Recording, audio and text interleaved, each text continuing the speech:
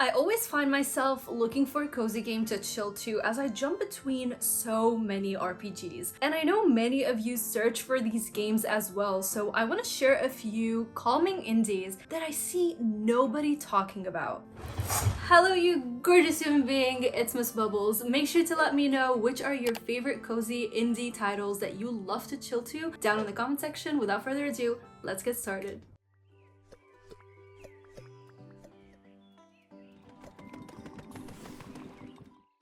So we're beginning our list with a game that caught my attention for a really long time, but I just wanted to wait for its full release, which happened this March, and it's called No Place Like Home. Simply put, this is a farming RPG that is set in a post-apocalyptic world, and despite its familiar gameplay mechanics, it also brings different elements to the table to set itself apart. Here you play as Ellen, a girl who wants to pay her grandfather a visit because everybody is just leaving to Mars, and I feel like at this pace of worldly chaos, we're gonna be Ellen very soon. This is the very optimistic person in me. Yeah, right. Anyways, your grandpa is nowhere to be found on Earth, and you go to his farm and you decide to take over because the land needs a lot of work, and you also start your mission to find him. The main differentiating point of this is the abundance of trash that humans have left all around the world, so you have a handy tool to pick them up and then recycle them. And this leads you to a lot of new biomes and areas to explore, and you have your vacuum to just vacuum mountains of trash as you help fellow humans and animals restore their land. You also explore to collect new items and seeds, and even rescue different animals like foxes, pigs, chickens, robotic llamas, yep, you heard that right, and much more. It's just surprising how many things you can do in this game. Your farm is also quite customizable, and you can use a lot of different decors, and you can add workstations and even gather barn animals to collect new resources. You can also, of course, design your house a little bit. Not only that, but you can upgrade your drill and vacuum and work on increasing your health and speed. And then you can just chill on your farm, take care of your barn animals, which are very cute, and just interact with the land that you're working on. I love the quirkiness here because the devs just don't take things too seriously. From a hilarious talking chicken that you'll stumble across in different areas and it will tell you just crazy stories about itself, to letting your animals wear funny hats, you'll find yourself laughing at something at least once per hour. However, I have a big gripe with this game, which is the combat here. The machines attack you relentlessly and you cannot dodge their attacks, at least to the point which I played, which is at around 15 hours. I still cannot dodge a single attack, so this can get a little bit frustrating, but with a tiny bit of practice, I'm sure you'll find a workaround, because I did, and then you can beat their butt before they beat yours. I also want to add that there is no map here, which is a problem to me most of the time, but in here, it was fine because it's pretty easy to memorize everything, so I always knew my way back home. But the devs still make things a little bit easy for you. You can easily access your menu and transport yourself back if you're having trouble. I think this is a must play for a relaxing session because other than the machines and the small gripe with the combat, the game is just so chill and relaxing. The music is fun, the art style is unique and different, and you'll always find something new to do and enjoy.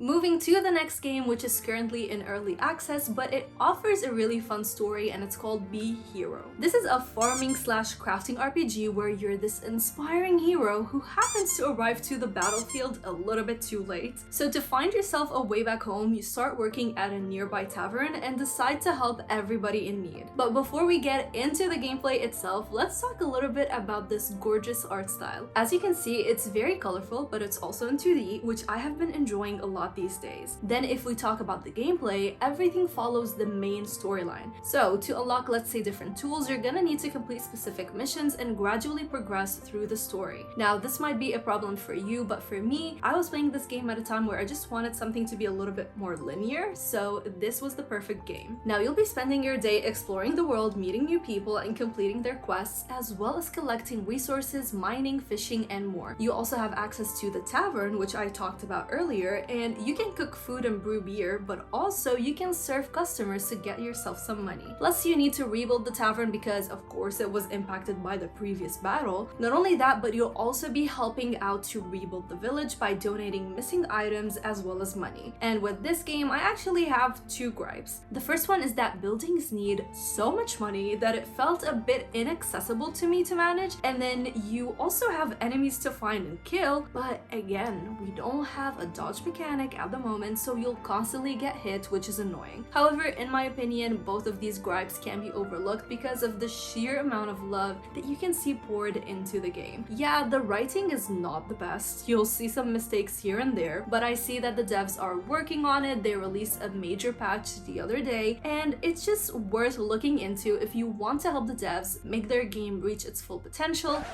And hey, there's a lot of beer, so you can do with that information whatever you want.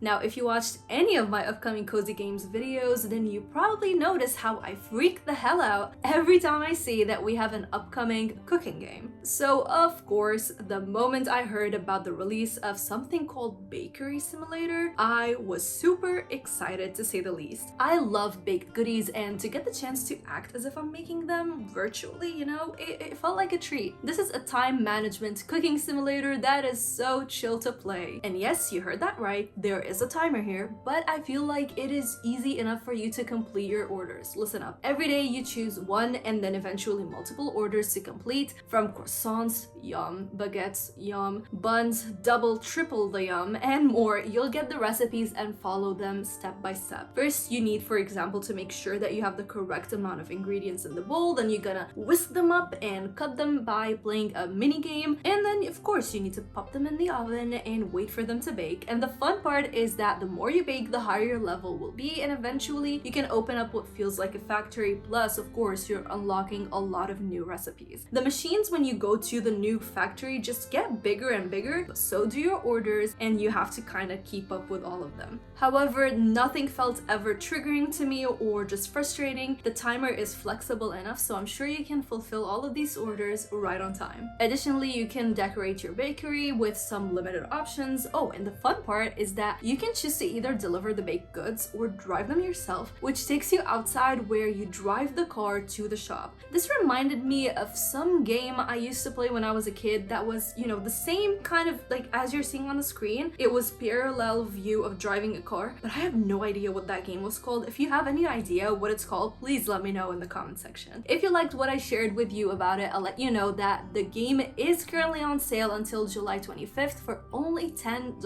So I think this is a must buy if you love cooking games as much as I do.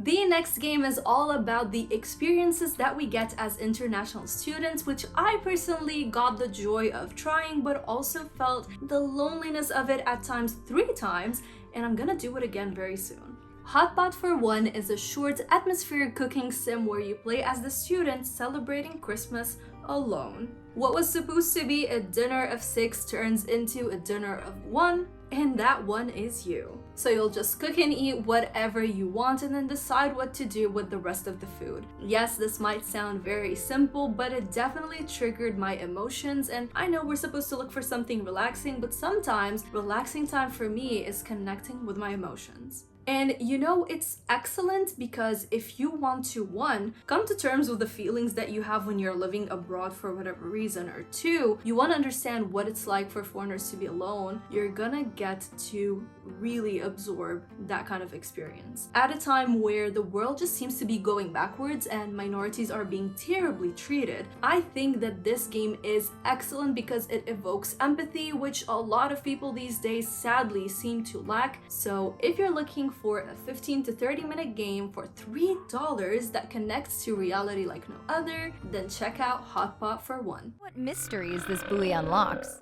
Sorry to spoil your hiding place.